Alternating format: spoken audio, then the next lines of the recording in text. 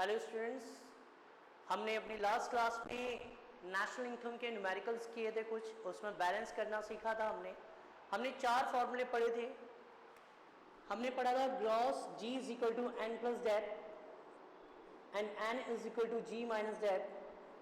फिर हमने पढ़ा VP is equal to VA plus IC and VA is equal to VP minus IC। Then उसके बाद हमने पढ़ा नेशनल इनकम का एक फॉर्मूला ये भी किया था, DP प्लस NFIA नफिया और DP is equal to NP minus NFIA. Then उसके बाद हमने पढ़ा market price is equal to factor cost plus net indirect tax और factor cost is equal to MP minus NIT। तो हमने ये 4 formulas किए थे। आज हम जो काम करने जा रहे हैं, यानी कि नेशनल इनकम को कैलकुलेट या डोमेस्टिक इनकम को कैलकुलेट करने के लिए 3 मेथड्स होते हैं, production method, income method and expenditure method. Production method में ही वैल्यू एडेड मेथड भी आ जाता है। अब आज हम फर्स्ट मेथड करने जा रहे हैं जिसका नाम है प्रोडक्शन मेथड। देखो, प्रोडक्शन के अंदर ऑब्वियस सी बात है, हमने पढ़ा भी था ये डोमेस्टिक इनकम में कि पूरी कंट्री में जितने भी हम गुड्स एंड सर्विसेज प्रोड्यूस करते हैं उसकी वैल्यू को अगर हम ऐड करेंगे तो उसे हम क्या कहेंगे, डोमेस्टिक इनकम, यानी हमारे देश की इनकम मानी जाएगी। तो वैल्यू ऑफ प्रोडक्ट का मतलब पूरे देश में जितना भी प्रोडक्शन है उसकी वैल्यू। और VP को मैंने लास्ट क्लास में आपको बताया था कि जब भी VP लिखा हो तो उसे हम GVP एड MP मानते हैं, अगर वैल्यू एडेड हो तो उसे NV एड FC मानते हैं, और अगर DP हो तो उसे GDP एड MP, और अगर NP है तो उसे NNP एड FC। अब यहाँ सिर्फ VP लिखा है, वैल्यू ऑफ आउटपुट यानी वैल्यू ऑफ प्रोडक्ट पूरी कंट्री के अंदर। जब हम प्रोडक्शन मेथड के थ्रू डोमेस्टिक इनकम कैलकुलेट कर रहे हैं तो पूरे देश में जितनी भी गुड्स एंड सर्विसेज हम प्रोड्यूस कर रहे हैं उसकी वैल्यू को हम वैल्यू ऑफ आउटपुट कहते हैं, वैल्यू ऑफ प्रोडक्ट कहते हैं। तो इसको कैसे डिनोट करेंगे, G, VP और उसके पैरों पर MP, मार्केट प्राइस। तो value of output GVP at MP।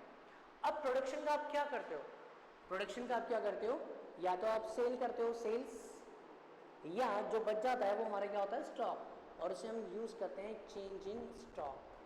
क्या बोलते हैं उसे हम, चेंज इन स्टॉक। इसका फॉर्मूला होता है closing stock minus opening stock.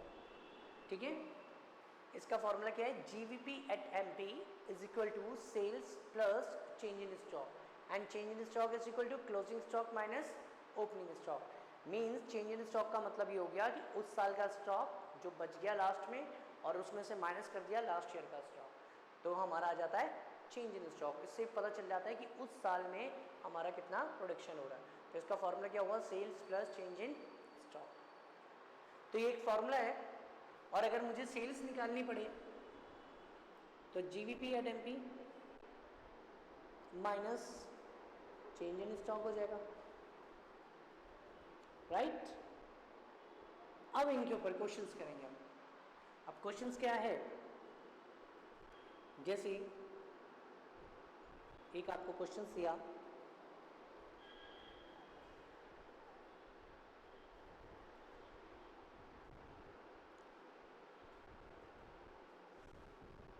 Sales दी है 1500, closing stock 800, opening stock 300, IC intermediate consumption 200, purchase of raw material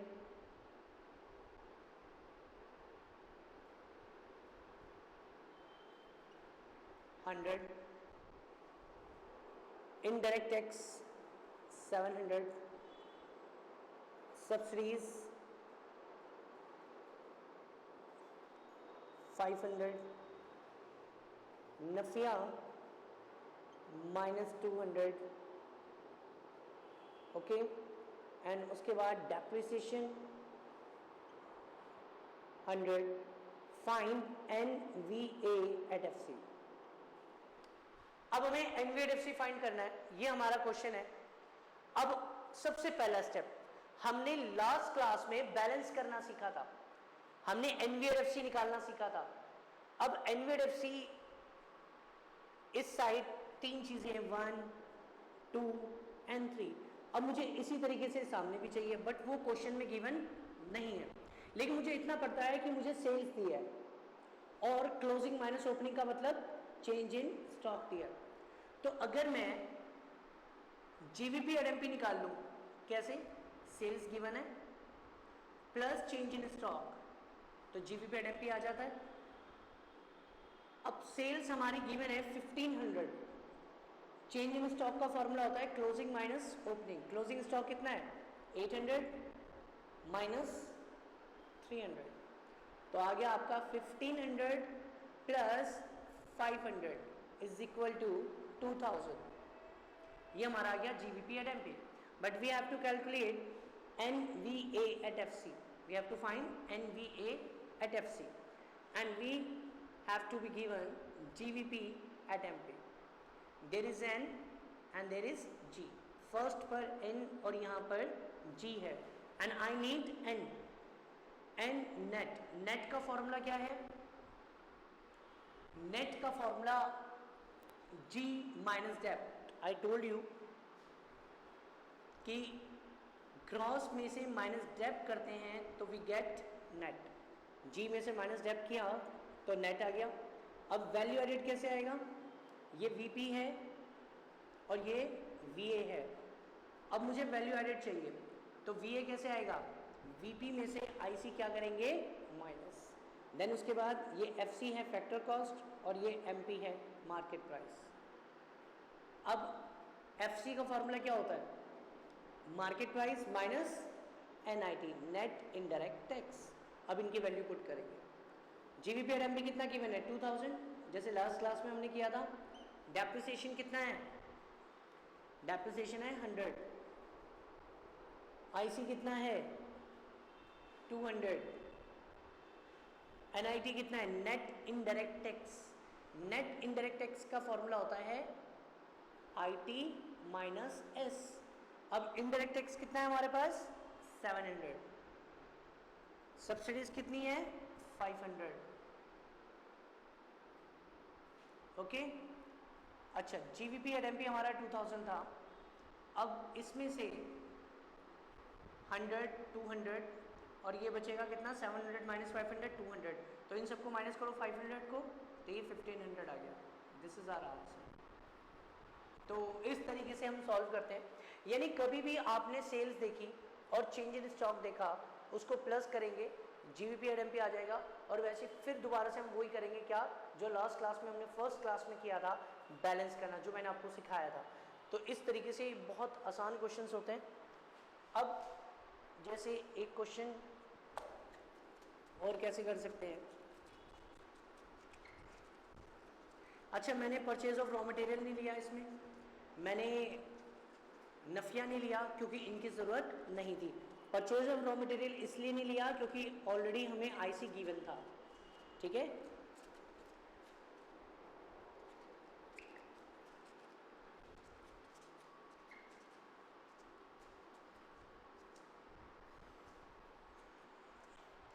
अब एक क्वेश्चन और करते हैं।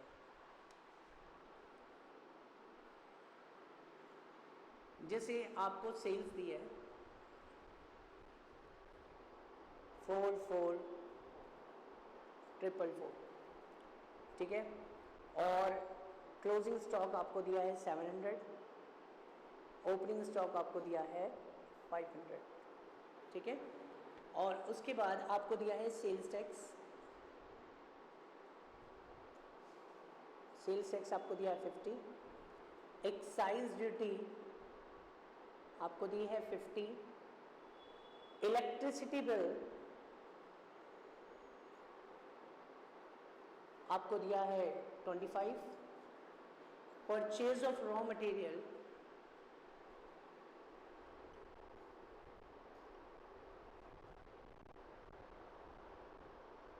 $25, उसके बाद आपको दिया है current replacement cost 50, NFIA net factor income from abroad -100 और आपको फाइंड करना है NVA एट FC। अब इसको कैसे करेंगे? सबसे पहली बात, फर्स्ट स्टेप ही आपका क्या होता है कि सेल्स आपको गिवन है, क्लोजिंग स्टॉक गिवन है, ओपनिंग स्टॉक गिवन है। सबसे पहले आप GVP एट MP निकालें, sales plus change in stock. Change in stock का formula closing minus opening, right. अब सेल्स कितनी गिवन है? 444। चेंज इन स्टॉक कितना है? Closing stock minus opening stock, means 700 minus 500, we get 200। तो ये हो जाएगा हमारा कितना? 644। ये आ गया हमारा GVP at MP। But we need NVA at FC और हमें गिवन क्या है? GVP at MP। तो फर्स्ट पे मुझे क्या चाहिए? N का फॉर्मूला क्या होता है? नेट का फॉर्मूला होता है G minus depth, gross minus depth. Then क्या चाहिए मुझे? VA value added. Value added का फॉर्मूला क्या होता है? VP minus IC। देन उसके बाद मुझे चाहिए FC फैक्टर कॉस्ट। FC का फॉर्मूला क्या होता है? Market price minus NIT net indirect tax. अब GVP और MP हमारा था 644। डेप्रिसिएशन, यहाँ पर कौन सी डेप्रिसिएशन है? यहाँ दिख नहीं रही आपको, लेकिन ये जो करंट रिप्लेसमेंट कॉस्ट होती है इसको हम डेप कहते हैं। मैंने जानबूझ के आपको ये नाम दिया ताकि आपको ये चीज़ याद रहे। करंट रिप्लेसमेंट कॉस्ट को भी हम डेप्रिसिएशन कहते हैं। तो ये कितना है? 50। अब IC कितना गिवन है? IC तो दिख ही नहीं रहा। तो याद है मैंने आपको लास्ट क्लास में कहा था कि इलेक्ट्रिसिटी बिल और परचेज ऑफ रॉ मटेरियल का यूज़ होता है, कहाँ होता है यूज़? एक्चुअल में मैंने आपको थ्योरी में पढ़ाया था कि इंटरमीडिएट गुड्स क्या होते हैं कि इसे बनाने के लिए, किसी भी चीज़ को बनाने के लिए कोई चीज़ अपना एग्जिस्टेंस खो देती है तो उसको हम इंटरमीडिएट गुड्स कहते हैं। तो यहाँ पर इंटरमीडिएट गुड्स क्या है? जब हम प्रोडक्शन कर रहे हैं तो इलेक्ट्रिसिटी बिल, जब हम प्रोडक्शन करेंगे तो इलेक्ट्रिसिटी यूज़ होगी, जो इलेक्ट्रिसिटी यूज़ होगी वो अपना एग्जिस्टेंस भी खोती रहती है, वो ख़त्म होती रहती है, कंजप्शन होता रहता है उसका, है ना। तो इलेक्ट्रिसिटी के जो चार्जेस हैं हमारे, जो ख़त्म होता जा रहा है यानी अपने एग्जिस्टेंस खो रही है, उसको हम क्या कहेंगे? उसको हम कहेंगे IC, ठीक है ना। तो ये कितनी है? 25, ठीक है। तो 25 ये plus purchase of raw material 25, तो IC हमारा कितना हो गया? 50। मीन्स अगर यहाँ पर IC गिवन होता तो we don't need to take electricity bill and purchase of raw material, फिर हमें इसको लेने की जरूरत नहीं थी। बट क्योंकि यहाँ पर IC गिवन नहीं है इसलिए मुझे इलेक्ट्रिसिटी बिल भी लेना पड़ेगा, परचेज ऑफ रॉ मटेरियल भी लेना पड़ेगा, और अगर कुछ और भी दिया होता IC के अंदर वो भी लेना पड़ता।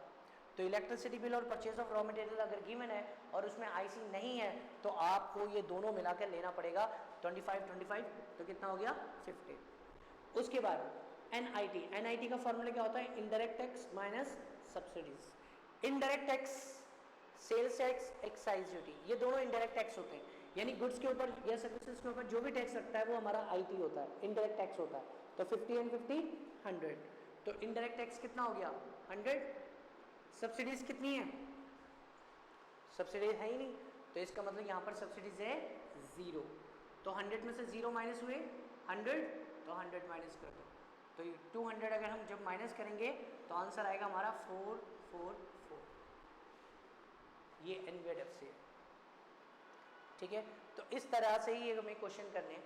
हर एक पॉइंट में आपको जो चीज़ नहीं मिलती जा रही है, आप जो देख रहे हो वीडियो में देख रहे हो, या जो भी आपको चीज़ नहीं मिलती जा रही है उसको साइड में आप नोट करते रहो, लिखते रहो हर एक क्वेश्चन के पीछे कि इस तरीके से अगर ये दिया हो तो हमें ये लेना है, ताकि आपको याद रहे। एक फेयर रजिस्टर में आप इस चीज़ को नोट रखो।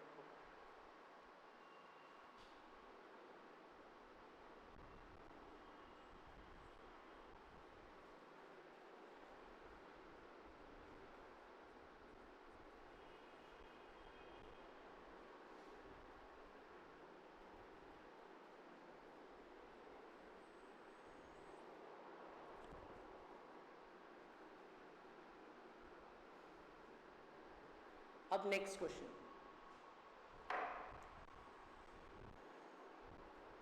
अब एक क्वेश्चन और मैं आपको जैसे देता हूं, वैल्यू ऑफ आउटपुट आपको दे दिया इस तरह से, जैसे value of output primary sector का भी दिया आपको, सेकेंडरी सेक्टर का एंड टेरिशरी सेक्टर का। तीन सेक्टर्स होते हैं ना, प्राइमरी सेक्टर एग्रीकल्चर से रिलेटेड होता है, सेकेंडरी सेक्टर इंडस्ट्री से रिलेटेड होता है, टेरिशरी सेक्टर सर्विसेज से रिलेटेड होता है, आपने 11th में भी पढ़ा होगा इसको। एंड आईसी इंटरमीडिएट कंजप्शन, इसमें भी आपको प्राइमरी सेक्टर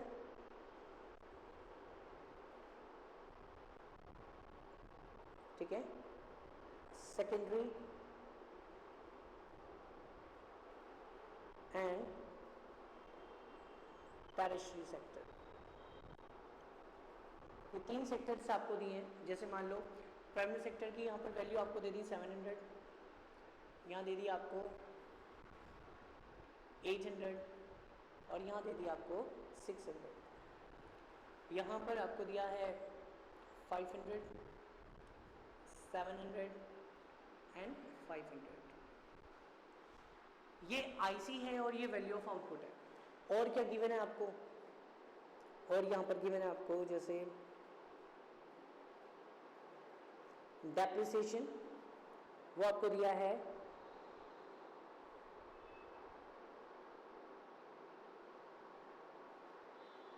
200, NIT ये आपको दिया है 100 और उसके बाद नफिया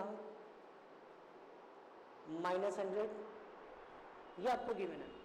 और आपको निकालनी है नेशनल इनकम। क्या निकालनी है? नेशनल इनकम फाइंड करनी है। और डोमेस्टिक इनकम,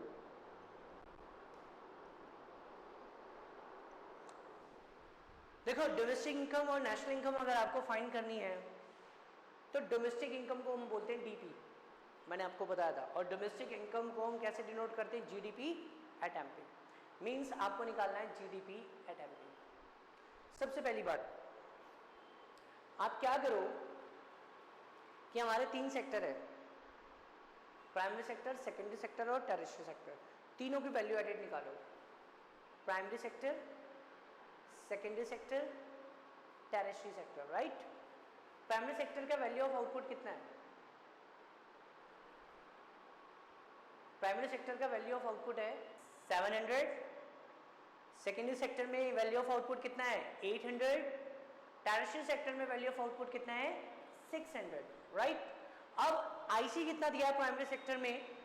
500, सेकेंडरी सेक्टर में 700 एंड टेरिशरी सेक्टर में 500, and we have to calculate value added 700 minus 500, क्योंकि हमें पता है VA का फॉर्मूला क्या होता है? VP minus IC। VA का फॉर्मूला VP माइनस IC, तो कितना आएगा?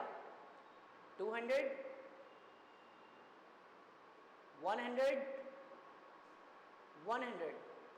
तो ये वैल्यू एडेड आ गया प्राइमरी सेक्टर का भी, सेकेंडरी सेक्टर का भी, टेरिशरी सेक्टर का भी। ये 3 तरह के हमारे सेक्टर हैं। तो पूरे देश में हमारे 3 ही सेक्टर होते हैं, प्राइमरी, सेकेंडरी एंड टेरिशरी। अब तीनों सेक्टर की अगर मैं वैल्यू एडेड ऐड कर देता हूं तो ये कितना आएगा? 400, and we call it GDP at MP. अगर ये इंडिविजुअल होता ना वैल्यू एडेड तो मैं इसे NVDFC ही लिखता, लेकिन ये तीनों फर्म की अगर वैल्यू एडेड को ऐड कर दिया जाता है तो उसे जीडीपी एट एमपी कहते हैं, क्योंकि हमारी जो वैल्यू एडेड होती है वो डोमेस्टिक इनकम के इक्वल होती है। ये बात याद रखना, ठीक है। तो जीडीपी एट एमपी आ गया। अब मुझे निकालनी है नेशनल इनकम, मतलब NNP एट FC। तो NNP एट FC कैसे आएगा? GDP at MP minus depreciation minus plus NFIA and minus NIT। अब जीडीपी एट एमपी कितनी है? 400, डेप्रिसिएशन 200 प्लस नफिया माइनस का 100 हो जाएगा, माइनस NIT। तो इसका आंसर क्या आएगा 0। NNPFC कितना आ गई 0। यानी नेशनल इनकम में से जीडीपी एड एमपी में मैंने उसके बैलेंस करने के लिए अगर मैं माइनस करता हूं तो मेरी नेशनल इनकम NNPFC कितना आ रहा है 0 आ रहा है। ठीक है ना। तो इस तरह से आपको क्वेश्चंस करने कि कभी भी प्राइमरी सेक्टर, सेकेंडरी सेक्टर और टेरिटरी सेक्टर से रिलेटेड क्वेश्चंस हो तो आपको इस तरीके से सॉल्व करना है। ठीक है। अब उसके बाद एक क्वेश्चन और करते हैं।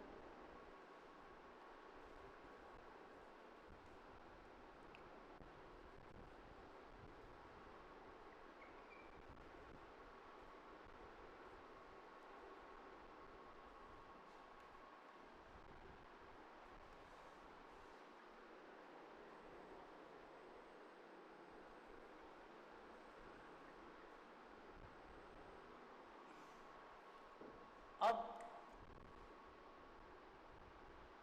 जैसे आपको डोमेस्टिक सेल्स दे दी, डोमेस्टिक सेल्स आपको दे दी 749, ठीक है, और आपको दिया है decreasing stock,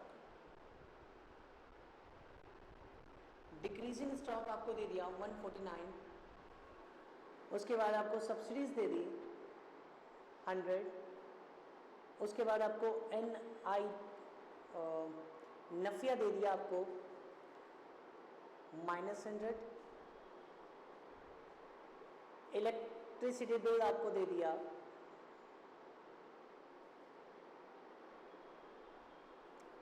100, purchase of raw material आपको दिया है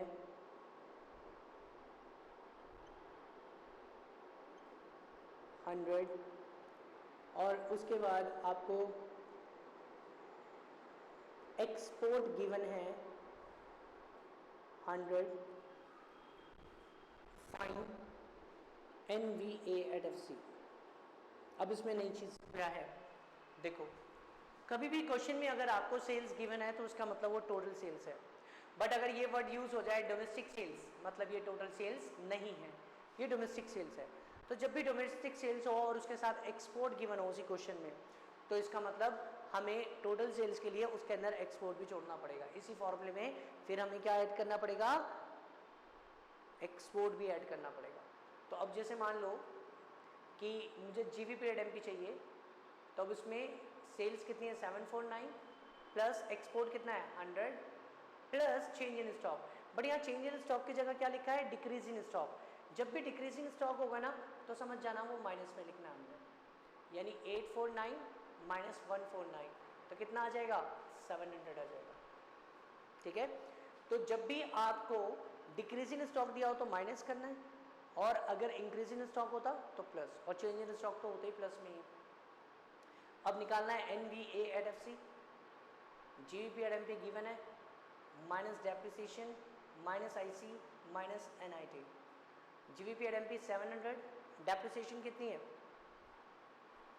नहीं गिवन 0, IC कितना है, electricity bill purchase of raw material दिया है 100 तो 200 हो गया। NIT indirect tax minus subsidies, indirect tax नहीं गिवन, IT दिया है 0, सब्सिडीज कितनी है 100। तो अब 700 माइनस 200 और माइनस 100, लेकिन ये -100 है, माइनस माइनस क्या हो जाएगा प्लस, तो -200 प्लस 100, तो 700 माइनस 100 600।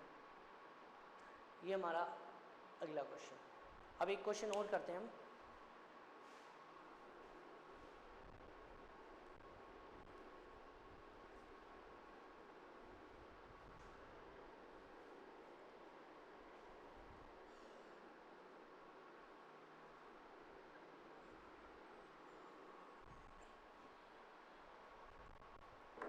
जैसे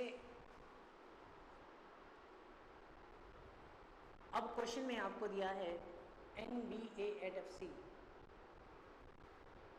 या ऐसे दिया आपको rent 100, interest 133, profit 133, mix income 134, और उसके बाद वेजेस 100 और आपके उसके बाद आईसी दिया है आपको 59, डेप्रिसिएशन दिया है 41 और उसके बाद सब्सिडीज दी है आपको 100, चेंज इन स्टॉक या डिक्रीज इन स्टॉक आपको दिया है 100 एंड फाइन NVA नहीं सेल्स निकालो, फाइन सेल्स। अब यहाँ पर कुछ चीज़ें मैंने नहीं दी, लेकिन मैंने आपको एक चीज़ बताई थी। जब मैंने वैल्यू एडेड आपको बताया था तो मैंने आपको बताया था कि वैल्यू एडेड जो होता है वो फैक्टर की इनकम होती है, और वैल्यू एडेड फैक्टर की इनकम, हमारे फैक्टर कितने होते हैं? 4, land, labour, capital and entrepreneur. Land को क्या मिलता है? रेंट। लेबर को क्या मिलती है? वेजेस। कैपिटल को क्या मिलता है? इंटरेस्ट। और एंटरप्रेन्योर को क्या मिलता है? प्रॉफिट। तो इन चारों को अगर मैं प्लस करूँगा तो वैल्यू एडेड आ जाती है। इसी में एक पॉइंट और जोड़ते हैं जिसे हम कहते हैं मिक्स्ड इनकम, MI। MI का मतलब होता है जो चीज़ हम अपने आप को पे करते हैं, जैसे हमने कॉस्ट में पढ़ा था इम्प्लिसिट कॉस्ट। तो जैसे मान लो रेंट, मैं किसी की बिल्डिंग हायर की है और मैं रेंट दे रहा हूँ तो वो रेंट है हमारा, लेकिन अगर बिल्डिंग मेरी अपनी है तो मैं रेंट तब भी दूंगा, मैं अपने आप को दूंगा, सेल्फ ऑक्यूपाइड। खुद उसको ऑक्यूपाई करने के लिए मैं अपने आप को पे कर रहा हूँ, खुद वेजेस दे रहा हूँ, खुद मेहनत कर रहा हूँ, तो अपने आप को सैलरी दे रहा हूँ, तो वो सब मिक्स इनकम में आता है। तो इन पांचों को अगर हम ऐड करते हैं तो वैल्यू एडेड आ जाता है। इसका मतलब एक फॉर्मूला इसके अंदर और है, NVA at FC is equal to R plus I plus wages plus profit और plus MI, mixed income, right. तो अब हमें पता है कि इन पांचों को अगर मैं जोड़ दूं तो NVA at FC आ जाएगा, R plus I plus profit plus MI and plus wages. पांचों को जोड़ दो, 100 plus 133 plus 133 plus 134 and plus 100। तो ये आ गया आपका 200, 300, 400, 500, ये 600 आ गया आपका। कितना आ गया? 600 आ गया। अच्छा, अब हमें पता है कि NVA at FC से हम GVP and MP निकाल सकते हैं। तो NVA at FC बैलेंस करो, plus depreciation plus IC, MP निकालना है प्लस NIT। ये हमने कर लिया ना, ऐसे ही तो किया था हमने कि G चाहिए तो प्लस डेप करेंगे, VP चाहिए तो प्लस IC चाहिए, MP निकालेंगे तो प्लस NIT। ये सब मैंने आपको बताया था, हमने फर्स्ट क्लास में इसी पे प्रैक्टिस की थी। NVA at FC कितना है? 600। डेप्रिसिएशन कितना है? डेप्रिसिएशन है 41। IC कितना है? 59। और NIT कितना है? इनडायरेक्ट टैक्स माइनस सब्सिडीज कितना है? इनडायरेक्ट टैक्स है हमारा 0 और सब्सिडीज है 100। तो 600 प्लस 100 और माइनस 100 कैंसिल आउट, तो आंसर आ गया हमारा 600। ये आंसर नहीं है, ये अभी हमारा क्या आया है? GVP at MP आया, क्योंकि हमें तो सेल्स निकालनी है। तो सेल्स का फॉर्मूला क्या हो जाएगा? GVP at MP minus change in stock. GVP at MP का फॉर्मूला सेल्स पर चेंज इन स्टॉक होता है। अगर मुझे सेल्स चाहिए तो GVP at MP में से minus change in stock minus कर दूंगा। तो GVP at MP कितना है? 600 माइनस चेंज इन स्टॉक। अब चेंज इन स्टॉक में यहाँ डिक्रीज इन स्टॉक दिया है, तो डिक्रीज इन स्टॉक तो माइनस होता है, तो माइनस माइनस प्लस, तो आंसर आ गया 700। ये हमारा आंसर। तो ये इस तरह से क्वेश्चंस आते हैं कि कभी भी NVA at FC निकालना हो या GVP at MP निकालना हो तो इस तरीके से आपको क्या करना है? बैलेंस करना है। तो प्रोडक्शन मेथड में सिंपल इतना ही था, और कुछ है ही नहीं। बाकी इसमें हम प्रैक्टिस कर सकते हैं, जितनी ज़्यादा प्रैक्टिस करेंगे उतना हमारे लिए आसान होगा। तो इसीलिए मेरे ख्याल से तुम्हें मुश्किल नहीं लगनी चाहिए नेशनल इनकम, बहुत ईजी है।